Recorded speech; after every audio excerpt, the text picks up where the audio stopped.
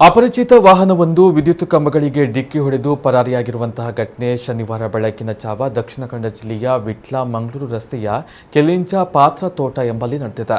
ವಿಟ್ಲ ಕಡೆಯಿಂದ ಮಂಗಳೂರು ಕಡೆಗೆ ತೆರಳುತ್ತಾ ಇದ್ದ ಅಪರಿಚಿತ ವಾಹನ ರಸ್ತೆ ಬದಿಯಲ್ಲಿರುವಂತಹ 3 ವಿದ್ಯುತ್ ಕಂಬಗಳಿಗೆ ಡಿಕ್ಕಿ ಹೊಡೆದಿದೆ ಎನ್ನಲಾಗಿದೆ. ಘಟನೆಯಿಂದ 3 ವಿದ್ಯುತ್ ಕಂಬಗಳು ನೆಲಕ್ಕೆ ಉರುಳಿದೆ. ಕಲ್ಲು ಮಣ್ಣು ಸಾಗಾಟ ಲಾರಿ ವಿದ್ಯುತ್ ಕಂಬಕ್ಕೆ ಡಿಕ್ಕಿ ಆಗಿರಬಹುದು ಎಂಬ ಶಂಕೆಯನ್ನು ಸಾರ್ವಜನಿಕರು ವ್ಯಕ್ತಪಡಿಸ್ತಾ ಇದ್ದಾರೆ.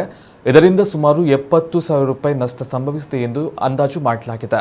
ಈ ಬಗ್ಗೆ ವಿಟ್ಲ ಮೆಸ್ಕಾಂ ಶಾಖಾಧಿಕಾರಿ ಸತೀಶ್ ಅವರು ವಿಟ್ಲ ಪೊಲೀಸ್ ಠಾಣೆಗೆ ದೂರು ನೀಡಿದ್ದಾರೆ. ಪ್ರಕರಣವನ್ನು ದಾಖಲಿಸಿಕೊಂಡಿರುವಂತಹ ವಿಟ್ಲ ಪೊಲೀಸರು ತನಿಖೆಯನ್ನು ಮುಂದುವರೆಸಿದ್ದಾರೆ.